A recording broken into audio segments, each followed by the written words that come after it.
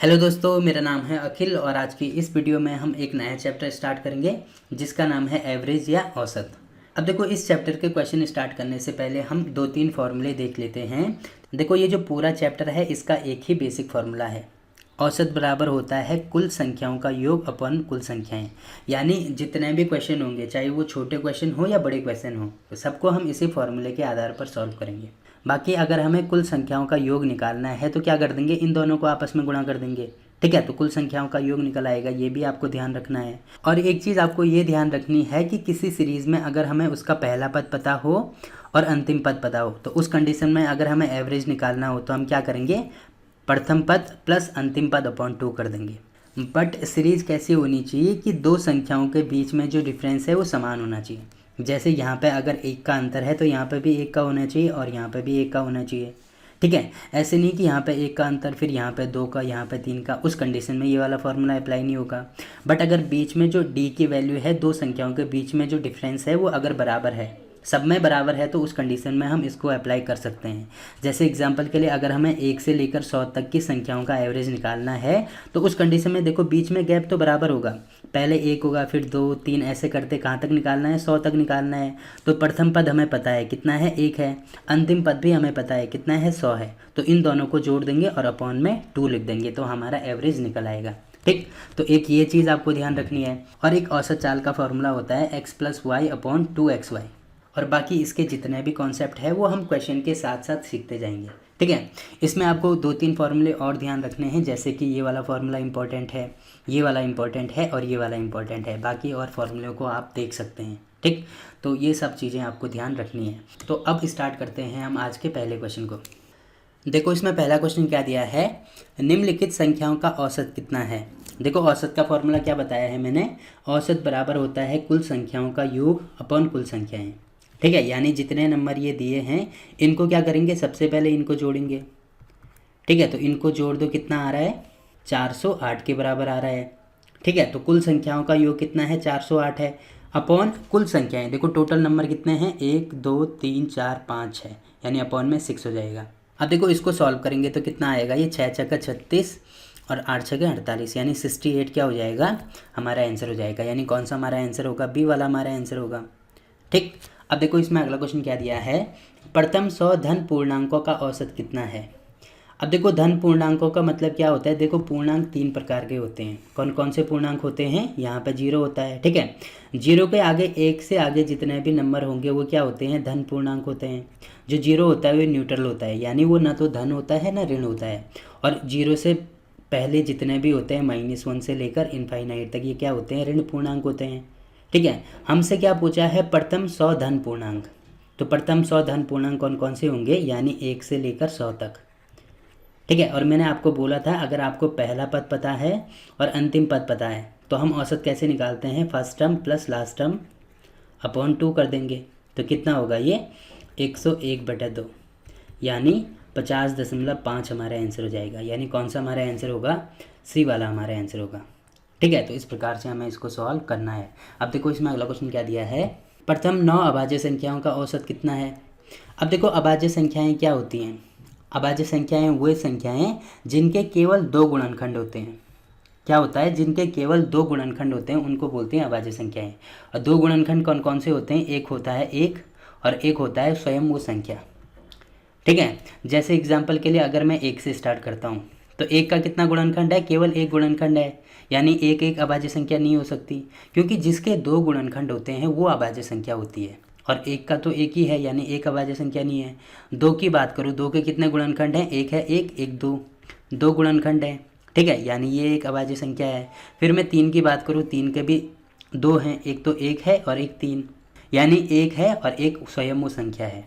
ठीक है, इसी प्रकार से मैं 5 की बात करूँ, फिर क्या आएगा, 7, फिर 11, फिर 13, फिर 17, फिर 19 और 23। हमें क्या निकालना है कि प्रथम 9 अभाज्य संख्याएं। देखो यहाँ से अभाज्य संख्याएं शुरू होंगी, यानी 2 से स्टार्ट होंगी। ठीक है, तो 9 1 2 3 4 5 6 7 8 9, यानी इनको सबसे पहले क्या करना है, इनका औसत निकालने के लिए इनको जोड़ेंगे। जोड़ के कितना आ रहा है, 100 के बराबर आ रहा है। और बटे में कुल संख्याएँ, टोटल नंबर कितने हैं, 9 हैं, तो बटे में 9 कर देंगे। तो कितना आंसर आ रहा है, 11 से ही 1/9 हमारा आंसर आ जाएगा। ठीक, यानी कौन सा हमारा आंसर होगा, डी वाला हमारा आंसर हो जाएगा।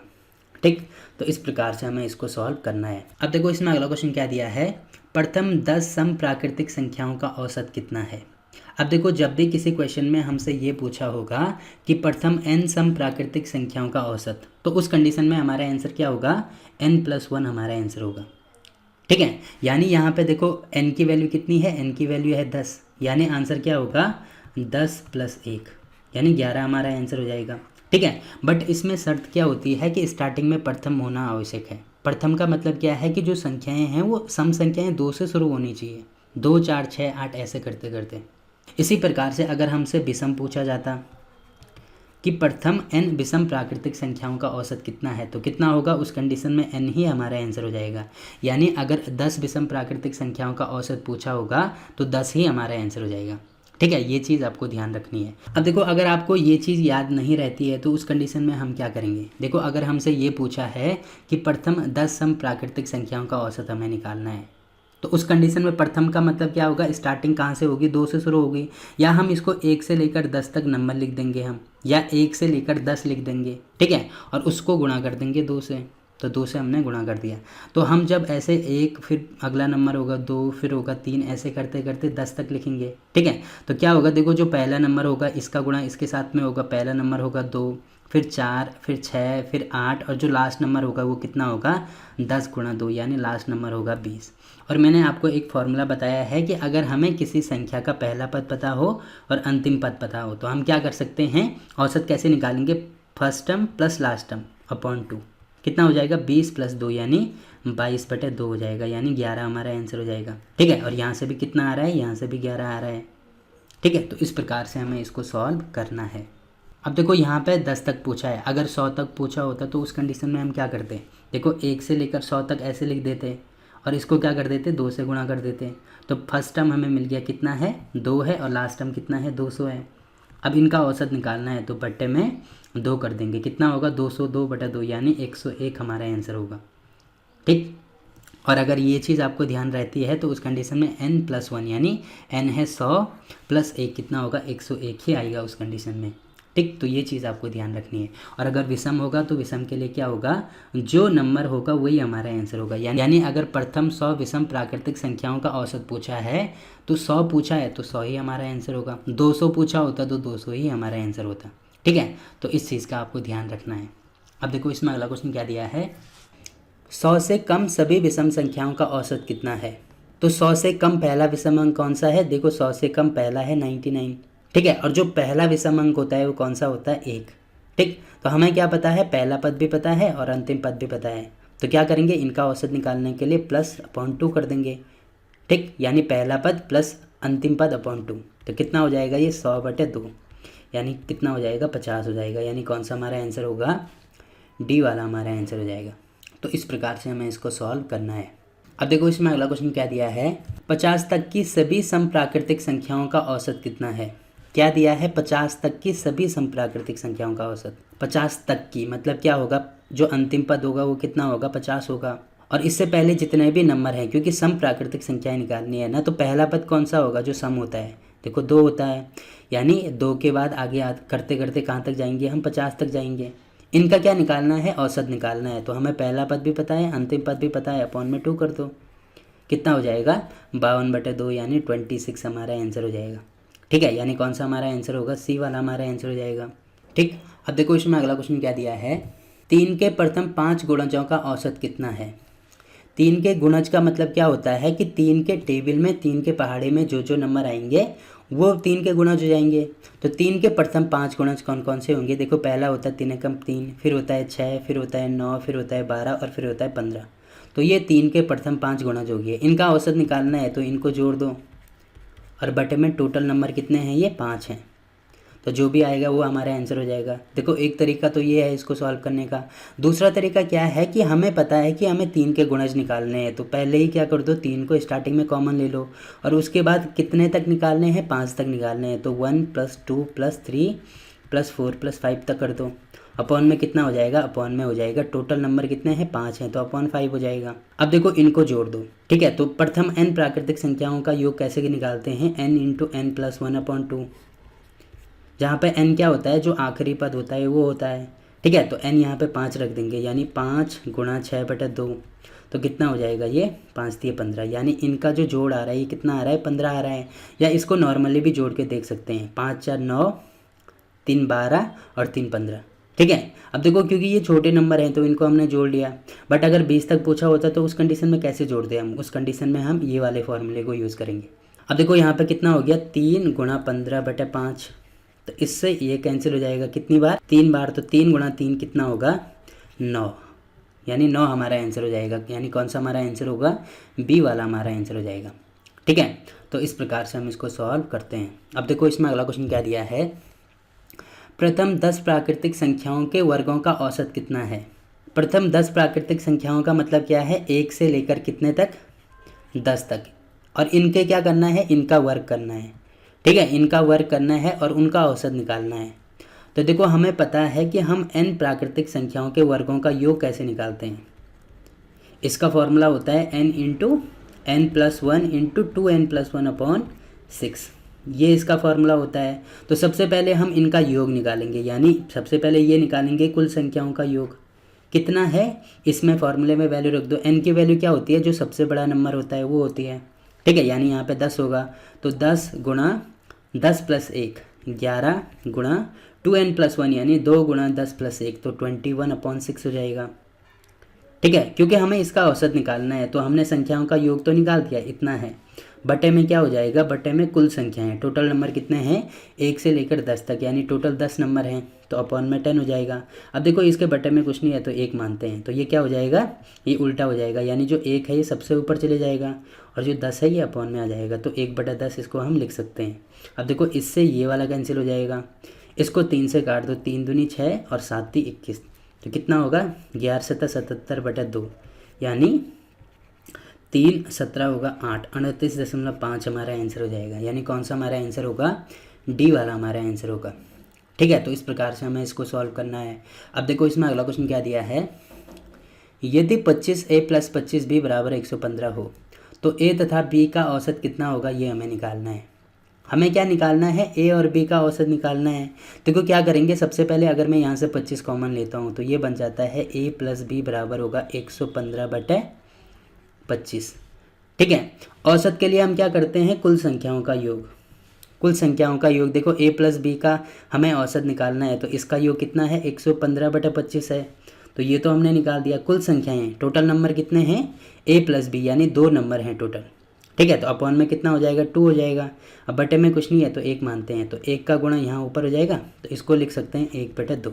ठीक है, अब देखो इसको मैं 5 से काट सकता हूँ, तो 5 × 5 = 25 और 5 दूनी 10 और 5 × 3 = 15, तो ये हो जाएगा 23/10 या 2.3 लिख सकता हूँ। तो इनका एवरेज कितना आ रहा है 2.3 आ रहा है, यानी कौन सा हमारा आंसर होगा, ई वाला हमारा आंसर हो जाएगा। ठीक, इसी प्रकार से देखो इसमें अगला क्वेश्चन क्या दिया है, 5 संख्याओं का औसत 10 है, कौन सी संख्या जोड़ी जाए कि औसत 12 हो। अब देखो इसमें हमें 2 चीज़ें दी हैं, एक तो संख्याएं दी हैं, कितनी संख्याएं हैं 5 संख्याएं हैं। ठीक है, कुल संख्याएं कितनी हैं 5 हैं, और इनका एवरेज भी हमें दिया है, कितना है 10 है, तो हम इनका सम निकाल सकते हैं। तो सम कितना हो जाएगा, यानी 5 संख्याओं का जो योग होगा वो कितना होगा 10 × 5, तो कितना हो जाएगा 50 हो जाएगा। ठीक है, ये कब का है, ये 5 संख्याओं का सम है। हमें क्या करना है, कौन सी संख्या जोड़ी जाए कि औसत 12 हो। अब देखो नई कंडीशन में जो एवरेज है वो कितना है, वो 12 है। संख्याएं कितनी होंगी, टोटल नंबर कितने हो जाएंगे, अब पहले 5 थे, एक संख्या और जोड़नी है, तो टोटल नंबर से 6 हो जाएंगे, और इनका सम कितना हो जाएगा, देखो पहले 5 अंकों का सम कितना था 50 था, और एक नंबर और जोड़ना है, तो हमें नहीं पता वो नंबर कौन सा है, मान लीजिए वो संख्या x है, तो 50 + x हो जाएगा। ठीक है, अब देखो तीनों चीज़ें हमें मिल गई, तो फॉर्मूले में वैल्यू रख दो, एवरेज कितना है 12 है, बराबर हो जाएगा कुल संख्याओं का योग कितना है 50 + x अपॉन टोटल नंबर कितने हैं 6 हैं, तो ये 6 हो जाएगा।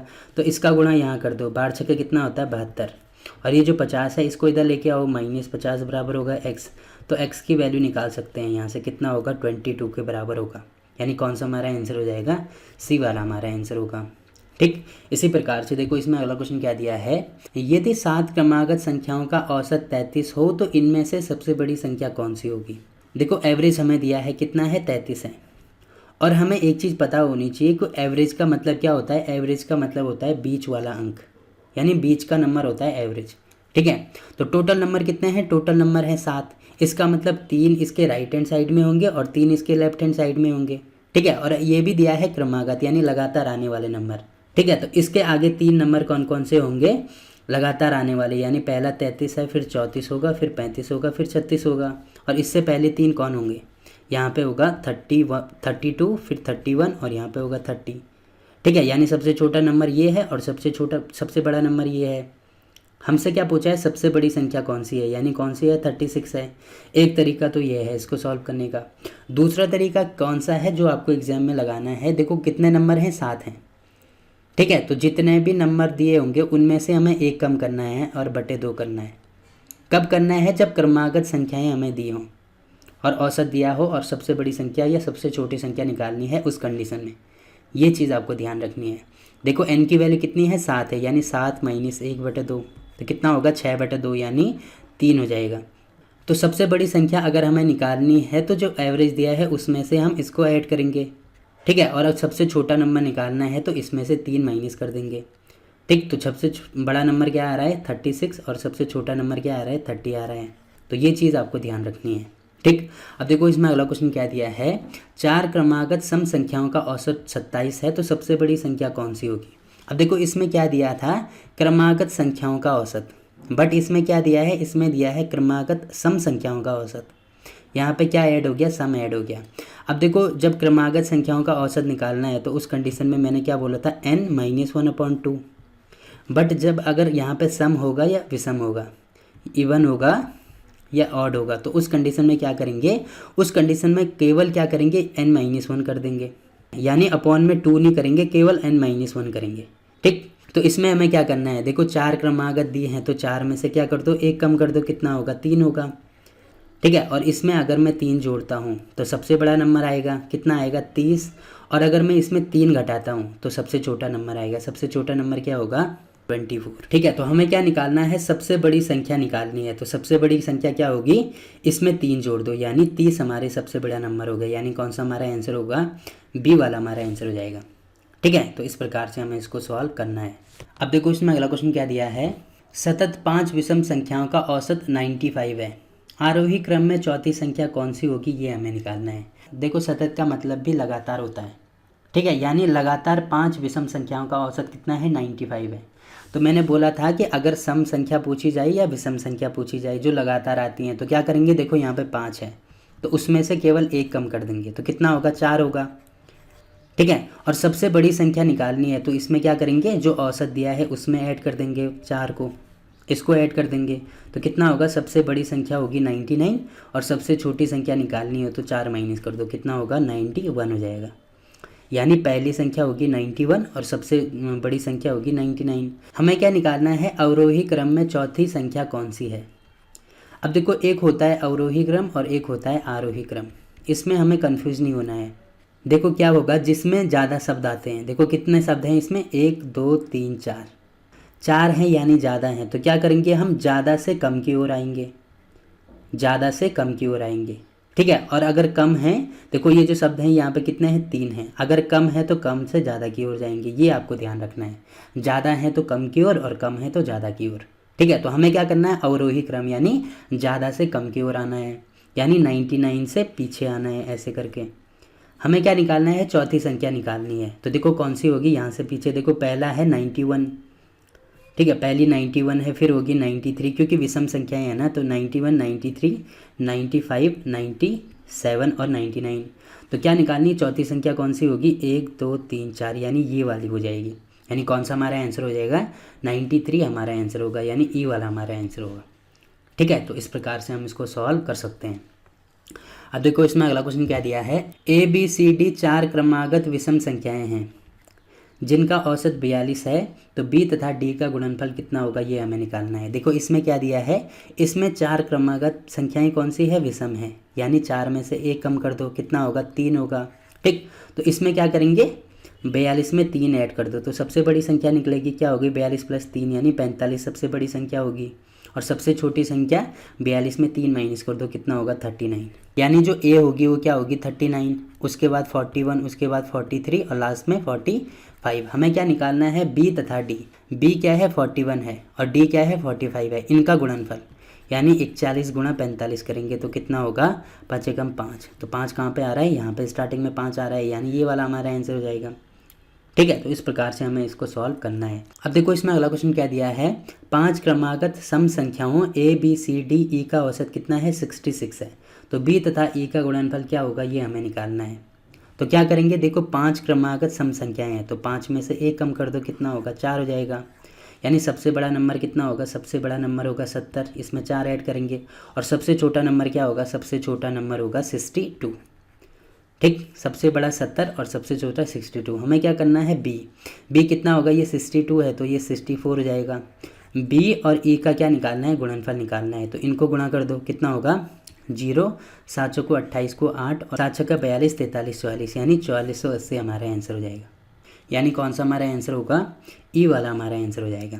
ठीक है, तो इस प्रकार से हम इसको सॉल्व कर सकते हैं। अब देखो इसमें अगला क्वेश्चन क्या दिया है, 5 क्रमागत संख्याओं का औसत x है।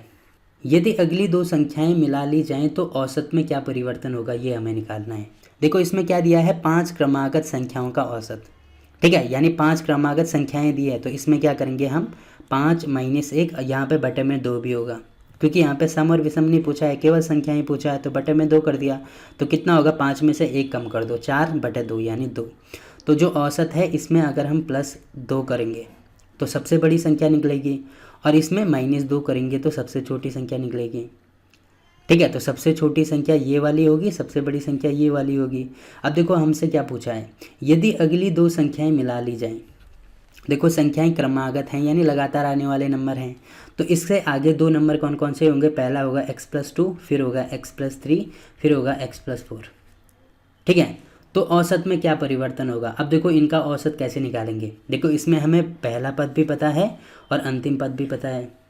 तो औसत कैसे निकालते हैं, फर्स्ट टर्म यानी पहला पद प्लस अंतिम पद बटे 2 होगा। तो इसको सॉल्व कर दो, कितना होगा ये x और x यानी 2x प्लस इसमें से ये माइनस करेंगे 2 होगा बटे 2। तो इसको सॉल्व करेंगे, कितना होगा x+1। अब देखो क्या परिवर्तन हुआ, देखो पहले जो औसत था वो कितना था, x था, अब कितना हो गया x+1 हो गया। तो क्या परिवर्तन हो गया, यानी +1 की वृद्धि हो गई। ठीक, यानी कौन सा हमारा आंसर होगा, ए वाला हमारा आंसर होगा। ठीक है, तो इस प्रकार से हमें इसको सॉल्व करना है। अब देखो इसमें अगला क्वेश्चन क्या दिया है, यदि m संख्याओं का औसत n² तथा n संख्याओं का औसत m² हो तो m + n संख्याओं का औसत कितना होगा ये हमें निकालना है।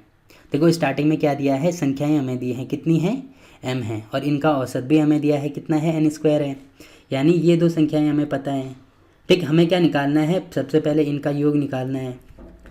ठीक, तो पहले का योग कितना होगा, यानी इनको गुणा कर देंगे तो कितना हो जाएगा ये m × n²। और दूसरी कंडीशन में क्या दिया है, n संख्याओं का औसत, यानी दूसरी कंडीशन में इनका भी सम निकालेंगे।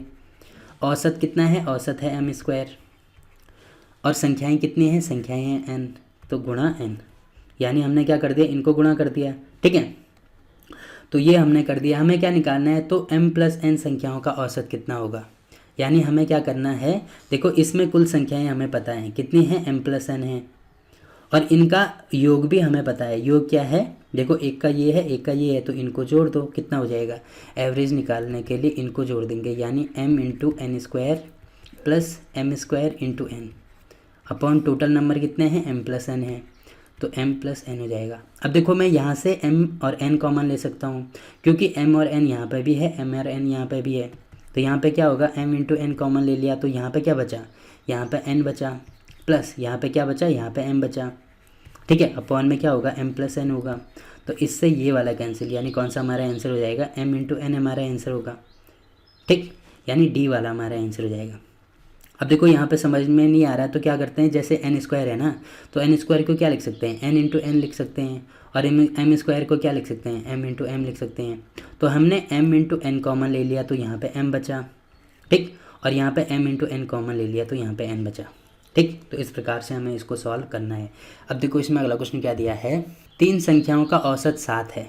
देखो संख्याएं कितनी है, 3 है, और औसत हमें दिया है 7 है, यानी हम क्या निकाल सकते हैं, योग निकाल सकते हैं। तो सम कितना होगा इनका 7 इंटू 3 यानी 21 हो जाएगा। ठीक है, आगे दिया है पहली दो संख्याओं का औसत 4 है। पहली दो संख्याओं का औसत बोलने का मतलब क्या है उसका, इसमें भी हमें संख्याएं दी हैं, कितनी हैं, 2 हैं, तो इनका भी सम निकाल दो। कितना हो जाएगा, 2 संख्याएं हैं और औसत 4 है, तो 4 दूनी 8 हो जाएगा। हमें क्या निकालना है, तीसरी संख्या क्या है ये हमें निकालना है। ठीक, तो ये क्या है, सम है। ये किसका सम है, 3 संख्याओं का, यानी पहली संख्या, दूसरी संख्या और तीसरी संख्या का सम कितना है, 21 है।